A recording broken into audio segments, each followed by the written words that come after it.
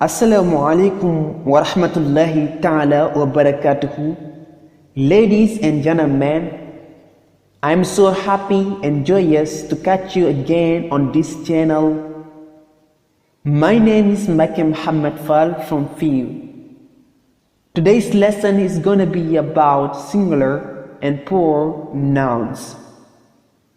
Mbokk yi ñoo ngi amaat bégte ak contentement di àndaat ak yéen ci seen bii di Fast English in Wolof. Leçon tey bi mu ngi aju ci ndaka ngay jëlee tur bi nga xam ne singulier la nga yóbbu ko ci pluriel. Lan mooy singulier? Singulier mooy tëggin wi nga xam ne wala forme bi nga xam ne moom la ñuy jëfandikoo ngir leeral li ñuy wax benn la, maanaam du ñaar, du ñett, du mbooloo. ñu jox la ci misaal kër wala oto suñ la ko waxee dangay xam ci saasa benn kër lañ la wax wala benn oto lañ la wax. su fekkee pluriel mooy forme bi nga xam ne wala tëggin bi nga xam ne moom la ñuy jëfandikoo ngir leeral li ñuy wax ëpp na benn, maanaam lu bari la wala ñaar la wala mbooloo la. ñu jox la ci misaal kër yi suñ la ko waxee da ngay xam ci saasa ne ay kër la ci jublu. suñ la waxee oto yi da ngay xam ci saasa ni ay oto lañ ci jublu. kon dañuy taaxir lu tuuti ñu dugg ci leçon bi. règlement bi njëkk a am ci leçon bi mooy for most nouns add an s at the end of the words. li ëpp ci tur yi su leen bëggee def pluriel maanaam mbooloo dañuy yokk ci seen mujjantal s. ñu jox la ci misaal car mooy ab oto bu ndaw. ay oto yu ndaw soo ko bëggoon a wax ci anglais danga naan cars mooy ay oto yu ndaw. soo xoolee ci mujjantal bi dañ cee yokk s ngir mën a am pluriel bi. ñu joxaat la beneen exemple tree mooy ab garab.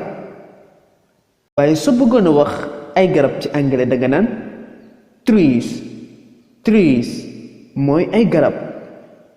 moom soo xoolee ci mujjantal bi tamit dañ cee yokk s ngir mën a am pluriel bi. na ci règlement yi for nouns that end with s, x, z, she, h or sh at es at the end of the words. mu ne tur yi nga xam ne dañoo jeexee s wala x wala z wala cs wala ss suñ leen bëggee def pluriel maanaam mbooloo dañuy yokk ci seen mujjantal es. ñu jox la ci misaal boss mooy njiit li gaay di wax boss. soo bëggoon a wax ay njiit wala ay boss danga naan bosses mooy ay njiit. soo xoolee ci mujjantal bi dañ cee yokk es ngir mën a am pluriel bi.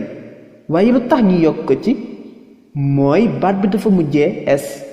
kon saa bu baat bi mujjatee s rek soo ko bëggee yóbbu ci pluriel dangay yokk es. ñu joxaat la beneen misaal box mooy ab kees. soo bëggoon a wax ay kees yu bari ci anglais danga naan boxes mooy ay kees. soo xoolee ci mujjantal bi dañ cee yokk es. lu tax ñu yokk ci baat bi dafa jeexee x. ñu joxaat la beneen misaal speech mooy ab discours. ay discours nan lañ koy waxee ci anglais danga naan speeches mooy discours yu bari soo xoolee ci mujjantal bi dañ ciy yokk es ngir mën a am pluriel bi waaye lu tax ñu yokk ci es baat bi dafa mujjee ch. misaal bu mujj bi mooy wash mooy raxasukaay yi soo ko bëggoon a wax ci anglais wala ay raxasukaay wala raxasukaay yu bari danga na washes moom tamit soo xoolee ci mujjantal bi dañ cee yokk es ngir mën a am pluriel bi waaye lu tax ñu yokk ko ci baat bi dafa jeexee sh. bokk na ci règlement yi ba tey for some words that end with o at es at the end of the words mu ne yenn ci tur yi nga xam ne dañoo jeexee o suñ leen bëggee def pluriel dañuy yokk ci seen mujjantal es. ñu jox la ci ay exemple potato mooy ab pataas benn pataas mais pataas yi wala ay pataas wala pataas yu bari su ma ko bëggoon wax ci anglais dama naan potatoes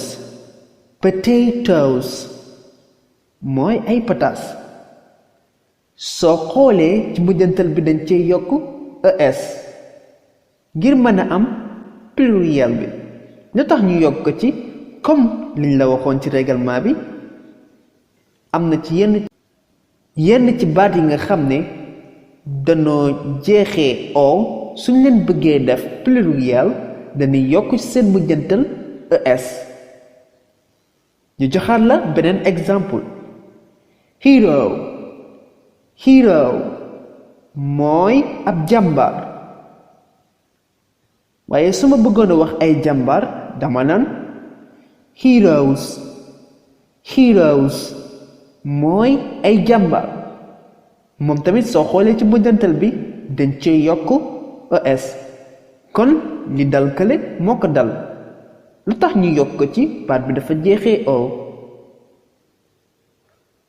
mbokk yi lii moo doonoon sunu leçon tey bi des na nag yeneeni règlement fan yi incha allah ñu ñëw ak yéen ci àggale bi wasalaamu aleykum wa rahmatullah. yéen waa Sénégal dem leen YouTube ànd ak Fas English